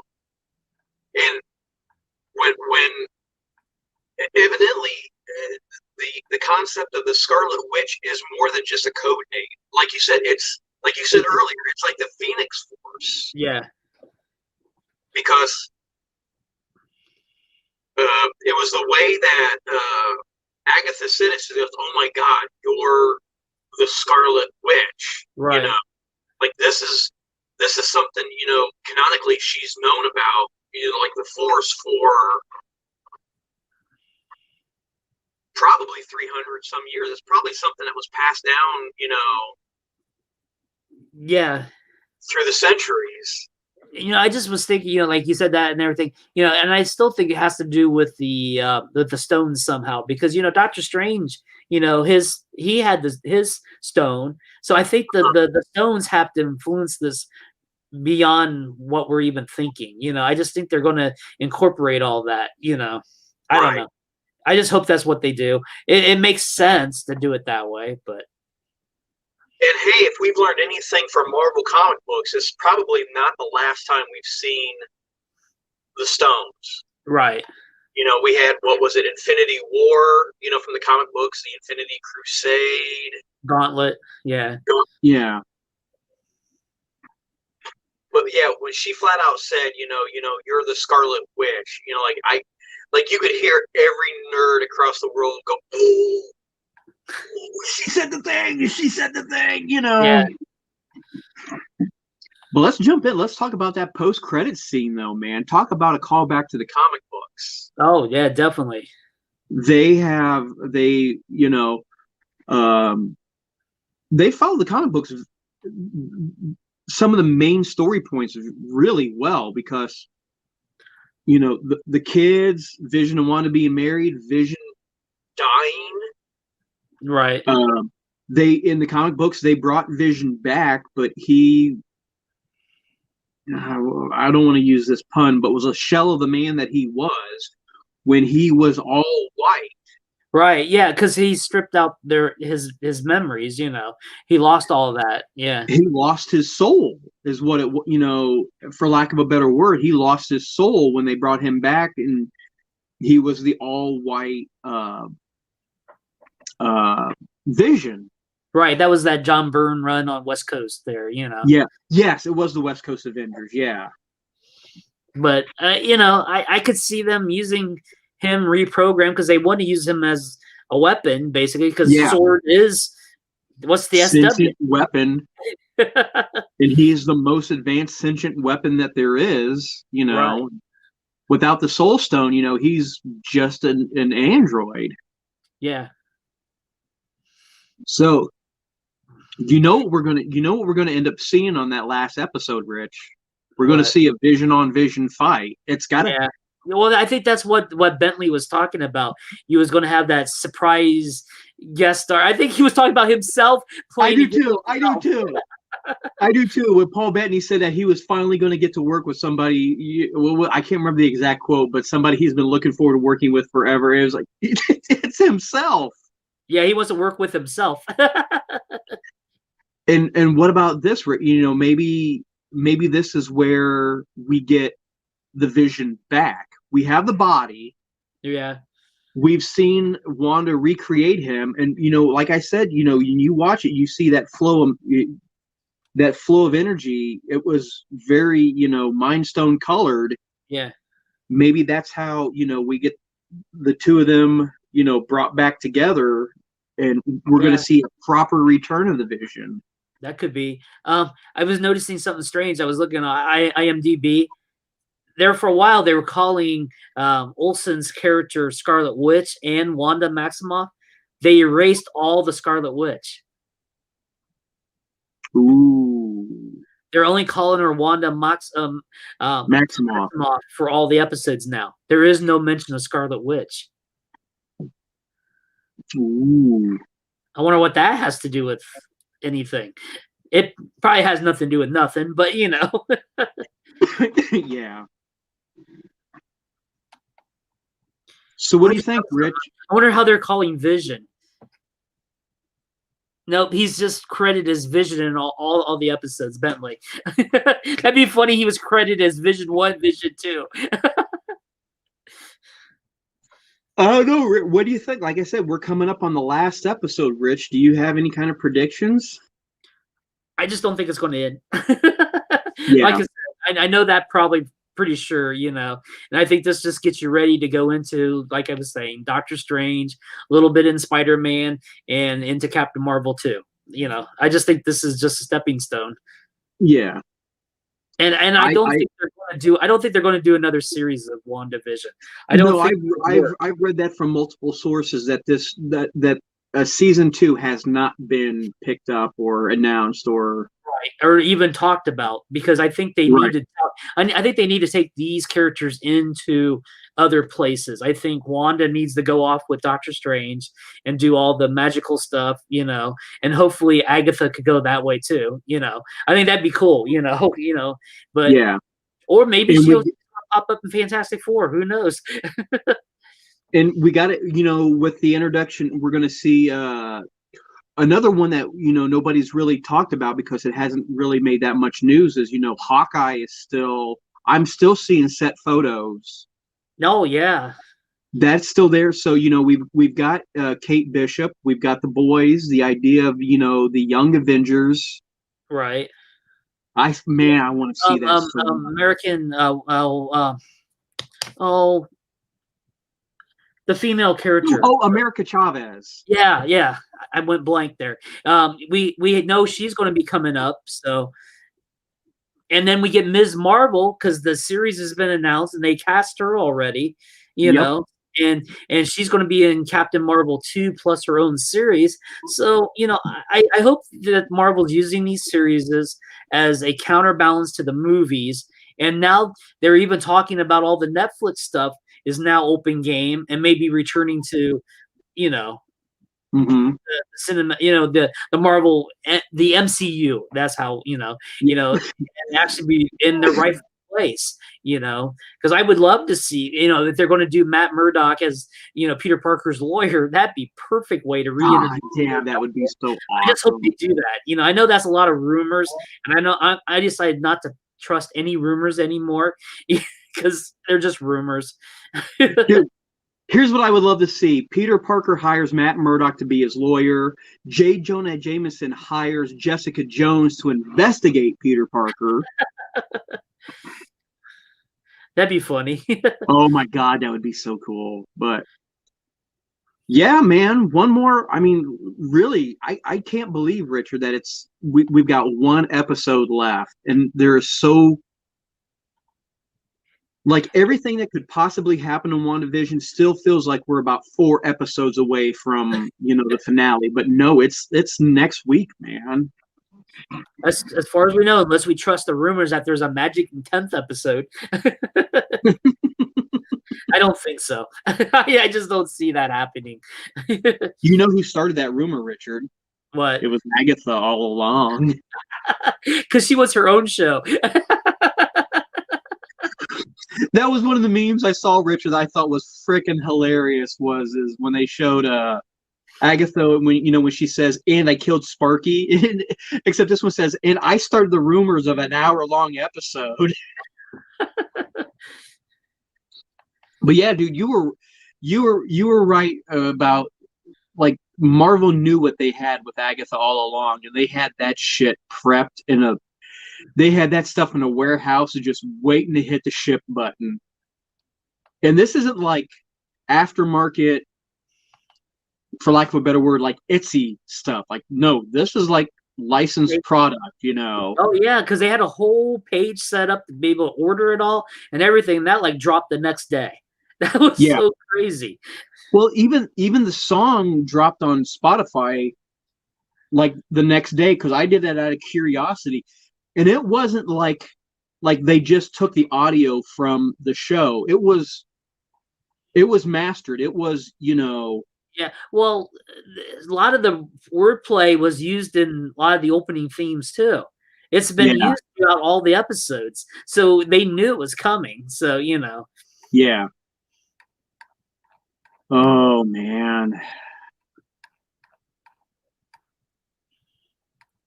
Hard to believe that one more episode, Rich. I really do. I have no idea what to even. I mean, I hope we see. I mean, we can't not see a Vision on Vision fight. You know, why would they introduce, you know, the White Vision if they weren't going to use him? We need resolution with Agatha. It's already been established that this show's going to lead up to, you know, the events that are going to unfold in Doctor Strange 2. Right. How the hell are they going to cram this all into? I don't want to say half hour, because, you know, what was it? The last episode was like 43 minutes, but less than an hour long. Let's just say less than an hour long. Yeah. And then the credits was like 7 minutes again. So, you know. Yeah. I hated that, because after I got done watching the post credit scene, I stuck through. Good Lord. That's why they have a scrub button. There's a scrub button at the bottom. You know, you could just pull that across and see everything. Come on, man. I might have missed something. So, Rich, we got Superman out of the way. We got Wanda. Has anything else been going on? Yeah, this is crazy. Peacock channel. Punky Brewster. Oh, I know. Series. Have you watched any of them? Yeah. I watched all 10. I binge watched all 10 in 2 days. No shit. Yeah, I don't know why, but it's just written so well. It has that touch of the old series with the new series, and her being a mom, and then the dad is what's his name? Freddie Prinze Jr. Oh, yeah, yeah. Plays the dad. And they have kids together, and then they have a foster kid who was just like Punky from thing, and it was really wild. I'll spoil one little bit for you, but they do an all 80s episode. There's like a street festival, and it's an 80s episode, and the new little girl dresses up in one of Punky's old jackets and have her hair just like she does. And it is, I won't spoil exactly what happens. You just got to watch it. It's just, it's so funny. Because the mom looks at, or the Punky Brewster, she looks at her and goes, "You look just like me." But other than that, I mean, it was really neat, and it plays real fast because it's less than 30 minutes, with commercials, because there is commercials, because it is part of the free service, which is nice too. You don't have to pay for it either. Oh, nice. Okay. Yeah, it's part of the free Peacock. I was like very surprised that because Saved by the Bell is part of the premium Peacock. On the Saved by the Bell read, I know, but I like Saved by the Bell, but that's beside the point. Dude, I watched every episode. I watched The New Class. I watched the college days were pretty fun too. I always like the college days were pretty good. Yeah. But no, it was just so funny that I don't know why I got so hooked up on Punky Brewster. I don't know. It was just so wild to see her all growing up, and her best friend is with her and everything. It's just so fun. I saw in the advertisements they got the original actress that was her best friend too. Yeah, it was just, I don't know. It was nostalgic, but yet written for a modern day audience. Right. It has enough for the adults and enough for like a kid to watch too. It's one of those ones that's, I don't know how you want to say that, merged with, how we've always said. Multi-generational. Yeah, multiple. Yeah, and even, it's just so fluid. That's what I want to say. With all the stuff that goes on, some of the stories is very modern. It's not just a rehashing of old stuff, but yet at the same time, it has just a little bit of nostalgia brought into it. Like the 80s episode. That was just funny doing that. I watched something a couple days ago, Rich, and I thought you'd probably like. I rented from Amazon the Freaky with hold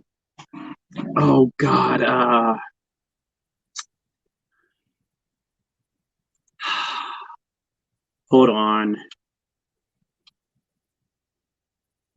Why can't I think of his name? He's famous. Vince Vaughn. Oh, okay. Part of it was it looked really good, and also too because it has the girl that has been. This is the one thing I'm not thrilled about, but for the upcoming Ant-Man movie, they recast his daughter. She's being played by Catherine Newton. Well, Freaky has Vince Vaughn and Catherine Newton in it. Dude, I gotta say, I really enjoyed the shit out of that movie. Think about it like this, Richard. It's a horror movie version of Freaky Friday. Oh wow. Yeah, I heard about that. Yeah. It was legitimately enjoyable, Richard. It was, especially for people like me that grew up on the classic like slasher movies.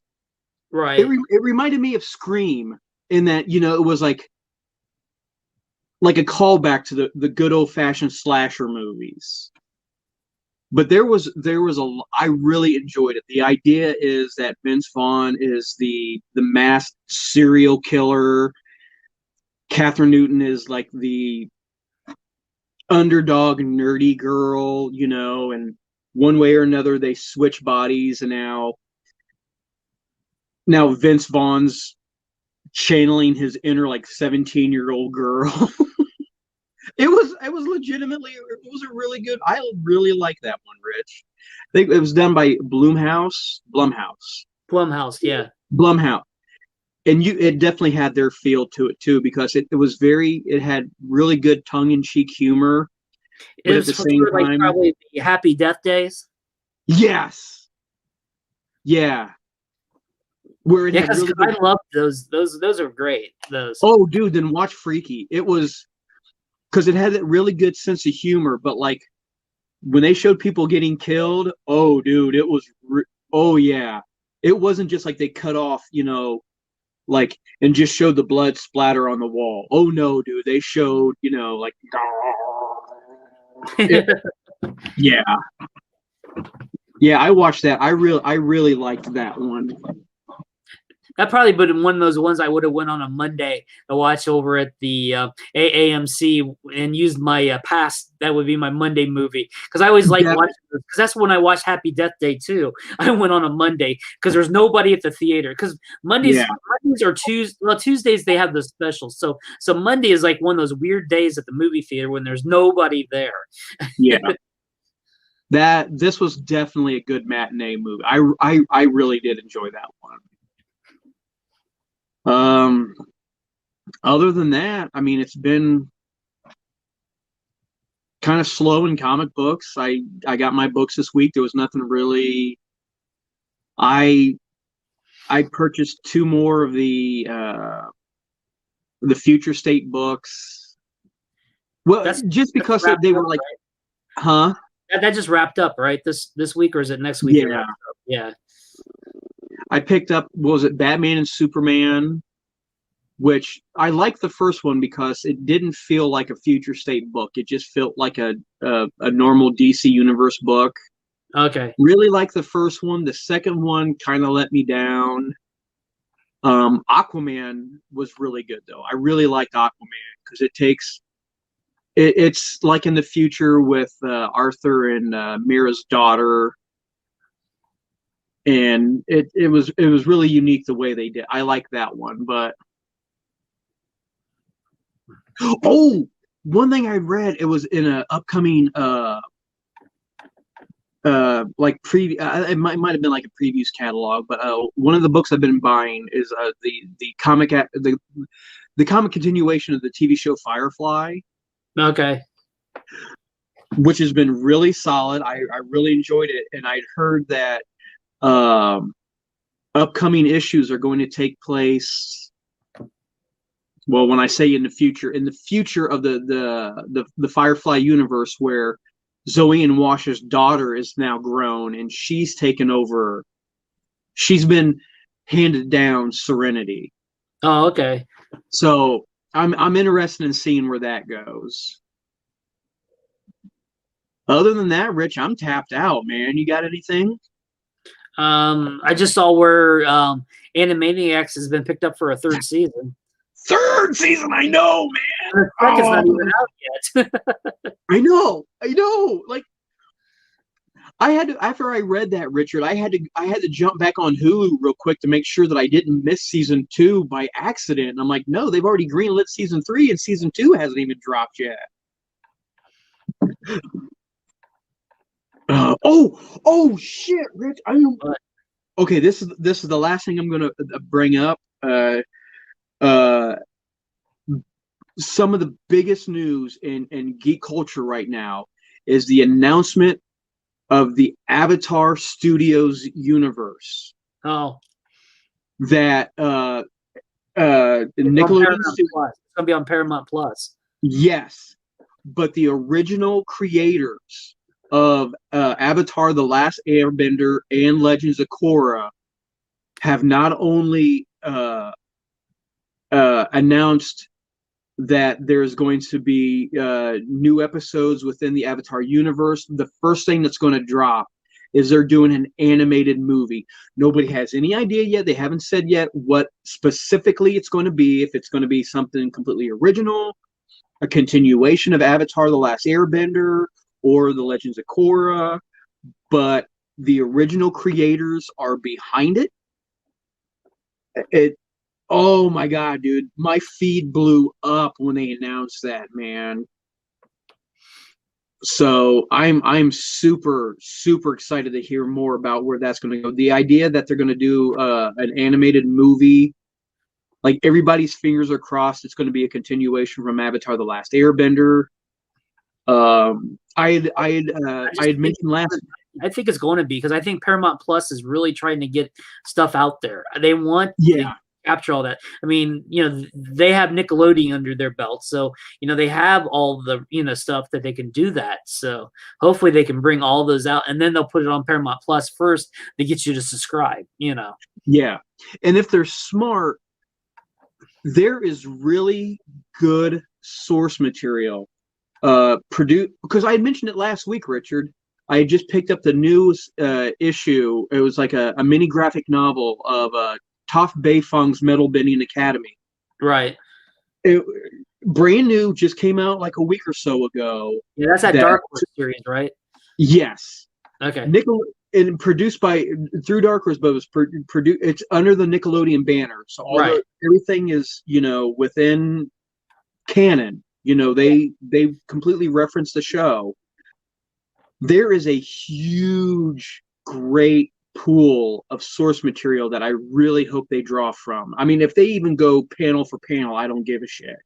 There are great stories that take place after Avatar and before Korra, and I really hope they tap into that. But just the news that it's going to happen, and it wasn't just like, oh, they're doing a continuation. No, the original creators are the ones that are doing all of this. Yeah, I mean, Paramount's spending the money. I mean, look at what they're doing with Star Trek. They're expanding Star Trek for all generations. They have a intro kids show that they're bringing out with the Prodigy. So that's for kids. Then you have that comedy Lower Deck for the next age group, and then you have Discovery for people who wants to be something new for a whole new generation. Then you have the one of the Enterprise where Spock and Pike is the captain, and that that one, and then Picard for all the old timers who love the Next Generation, and then there's talks of Janeway coming back as an animated captain and all this stuff. I mean, they're going to bring Star Trek left and right, but the thing they're going to do a little different, I think, is how I've been interpreting it all. They're not going to do the Marvel where it necessarily has to be all interconnection. These can be good stories, and they can just run with good series, but they still will have somewhat of connection to wherever their point in time. So like Sector 31, I would love to see that if they would produce that. Well, look what Disney's doing with the Bad Batch. Oh yeah. And I think they're being very intelligent about it. We talked about this 100 times in past episodes, Richard, where with everything that's going on right now, man, animated properties are getting picked up left and right. And Paramount's genius for doing this, because with the pop culture re-explosion of Avatar, right? Because it's I'm one of those people. I'll be the first to admit it. I'm one of those that jumped onto it after it got re-released on Netflix. People are seeing like, holy shit, this is a beloved property, and it's hot right now, and it's animated, so we don't have to worry about production values, about people staying in the hotel for a week to quarantine to get them they could just record it in their own room and send it. Exactly. This was, And the age restrictions isn't there, I mean, that's sort of like the company over in Britain that's doing all the Doctor Who's with all the old Doctor Who series. The other doctors they're expanding on, Tom Baker, they've expanded on that. They expanded on the American Doctor, They expanded on the Master. Yeah. And not just all the Masters. I think haven't they got something with almost everyone anymore? Because it's really wild. I've shared a few of their productions on our Facebook page on UVN, and they've liked it. I saw that. We actually shared that. So I like you said, the voiceover stuff is just getting crazy. And just look at what Netflix just did. $500 million with that Korean animation company. Yes. Yeah. Netflix is going that direction. I mean, look, they're going to do a Terminator animated or anime. Yeah. Not just, like you said, not just animation, anime. It's going to be in that style. Oh, man. That's what I mean. I don't want to say the kids that's what they want, but even adults want that. Yeah. I just want to see a new Star Blazers. I love the live action movie though that they just did. Well, they didn't just do that. That's been what, almost 10 years now since that came out. Well, look, it's funny to think that it was more than a year or so ago, but like one of the first franchises that Netflix really tapped into, it was almost like they were testing the waters, was Voltron. Right. That was awesome. If anybody watching it hasn't seen that yet, man, go back and binge it. That is really good. Well, that's like Hasbro now. Hasbro is going in all different directions under Paramount now. They're producing all this stuff. And not necessarily just for Paramount. They got that Lady J series they're producing for Amazon. And back to Netflix, Transformers. Oh yeah, that was really good. So yeah, I mean the properties are out there. Now's Well, that's like when Crunchyroll, Warner Brothers sold off Crunchyroll. That went for, what was that? That was like over $1 billion that went for. Oh, it was mad. Oh yeah. That was created by fans who wanted anime. Just think about that, because they're merging Crunchyroll with Fun Animation. Yeah. That is going to be huge. Yeah. Because I could just look back at when I was younger trying to get anime. I was buying bootleg VHS copies just to see stuff. I was like so amazed, like when I got a chance to buy Project A-ko when it came out on VHS, in America through Viz. And Viz is doing a bunch of stuff too. They're taking advantage of all this anime stuff too. Even God's honest truth, Richard, even back when I worked at Blockbuster Video, dude, our anime section was always empty. You know what I mean? Like the college kids, even like late 90s when I worked at Blockbuster, even the college kids of that period were all over that. We're all over it.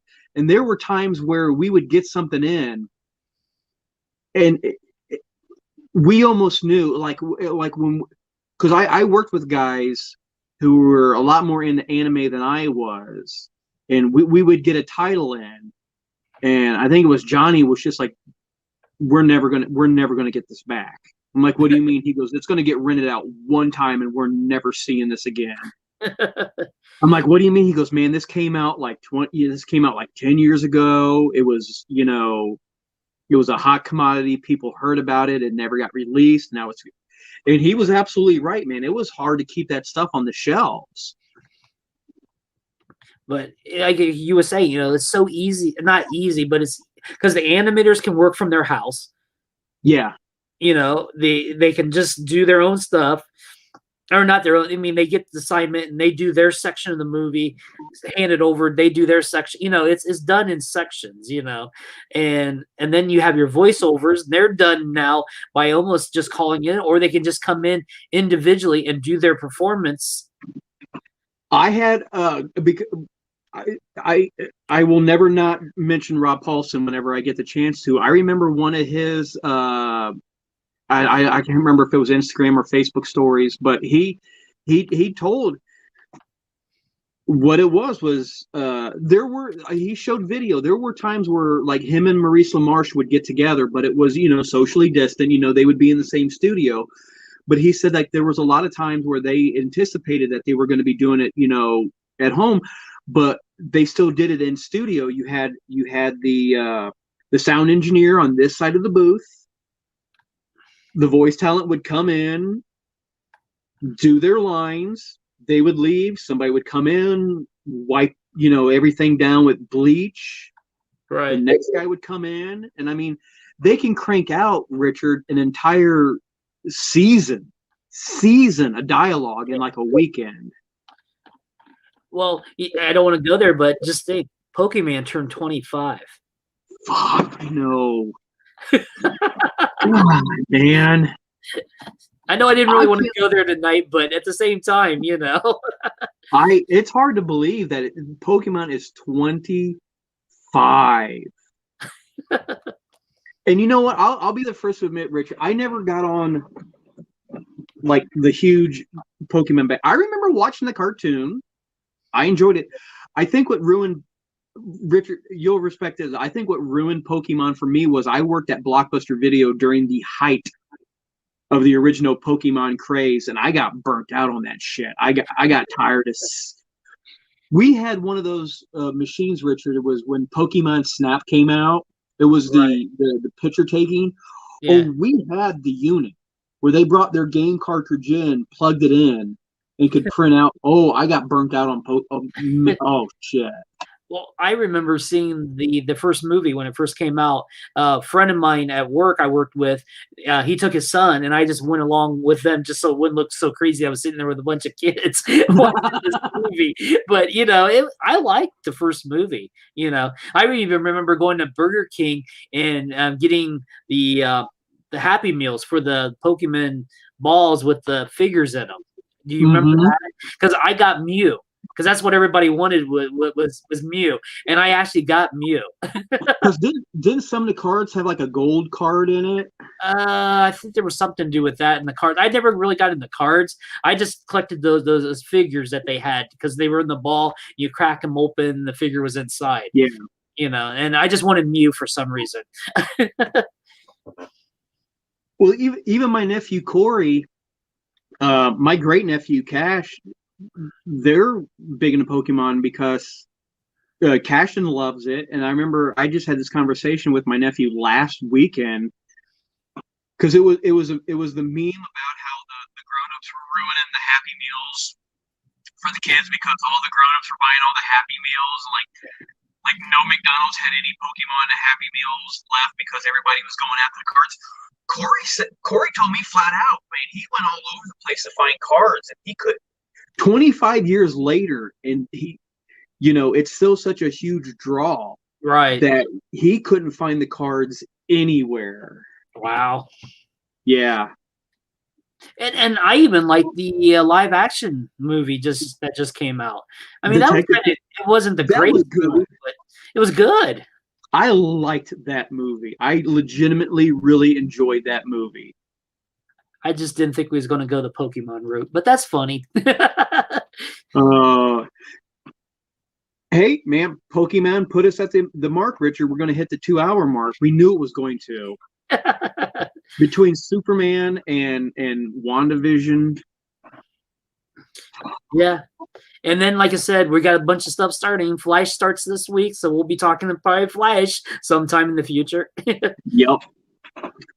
So to wrap, I'm tapped out, dude. I got absolutely nothing left. Well, I know we talked about last week. The Muppets are on the original Muppet Show is on. Well, most of them are. There's some copyright issues and some and some Disney issues. Oh, dude, I went back. I started at the beginning with like season. Some of those Muppets looked rough, dude. Like it's amazing. It's amazing. Like a few of them, like when you look at Rolf from like episode 1, like he hasn't changed. Like the puppet has changed like nada. Fozzie was tweaked a little bit, you know. Man, you go back look at season 1 of Miss Piggy. That's some nightmare fuel. Yeah, that is a scary goddamn puppet. Ever since, oh my god. Ever since I watched Meet the Feebles, I just can't really watch puppets anymore. Oh God!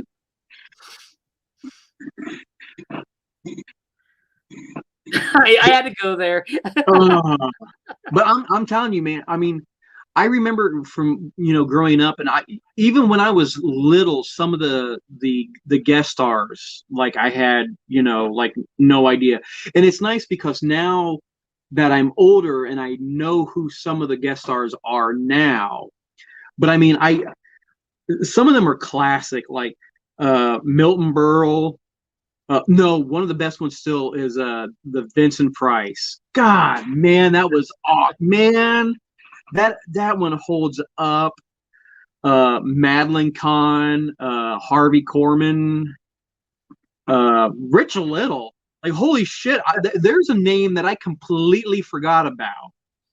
And the sad thing is, Richard, I went back and I was watching it with Rich Little, and I'm like, because he was known to be a great impressionist. Right.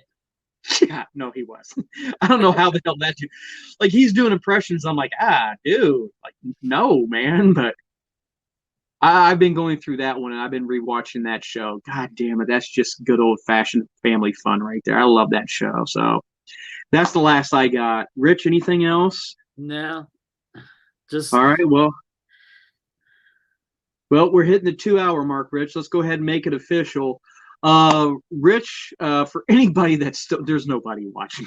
We hit 2 hours. No, we got 2 people still watching. Hey, thank you. Oh, you poor individuals. Oh my God. Thank you for hanging around. Rich, can you let everybody know where, aside from where they're watching us at right now, where they can find us? I would just go to undergroundvideonetwork.com. There you can find the links to all of our socials and our UVN Plus video archives there. So you can watch all of our videos there. Plus, there's also our sound archive for all the UVN we talked too much before we started going video. So everything's available at undergroundvideonetwork.com. So behalf of myself, Mike Boroff, and my good friend Richard Catterjohn here, we want to thank everybody for watching. We hope everybody stays safe, everybody stays healthy. And if you would kindly, Richard, please press the button.